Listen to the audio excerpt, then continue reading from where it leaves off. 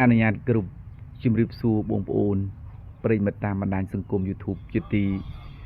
នឹករលឹកទាំងអស់គ្នាបងប្អូនណាសម្រាប់ថ្ងៃទី5ខែឧសភាឆ្នាំថ្មីនេះគឺខ្ញុំបាទសូម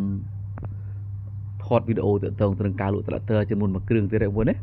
ខានចេញវីដេអូយូរបងប្អូនសារមករយៈនេះគឺមានបញ្ហារវល់ជាខ្លាំងបងប្អូនណាសូមការអធិស្ឋានសម្រាប់ត្រាក់ទ័រនេះគឺឈ្មោះរបស់វាគឺស៊ីបារ៉ាបងប្អូនស៊ីបារ៉ាវាបាត់តែមមកខ្លះបងប្អូនតែមបាត់អស់ហើយតែមនឹងប្រហែលសេះទៅនេះម្ចាស់គាត់ឲ្យខ្ញុំថតលក់ឲ្យគាត់បងប្អូនតម្លៃគឺមិនថ្លៃទេបងប្អូនណាតម្លៃគឺគាត់ដាក់តែ1000ស្ដើងទេប្រហែលជា1200ចុះចាស់បងប្អូនហើយគាត់ថាតើតើដំណើរការគឺដំណើរការបងប្អូនណាគាត់បានប្រាប់អញ្ចឹងណាគឺគាត់ធានាជូនតើតើនឹងការបើកបោលេខអាយ៉ែទៅមុខថយក្រោយគឺនៅដំណើរការបងប្អូនហើយបានតែអង្គលបងប្អូនណាគឺបានតែអង្គលទេ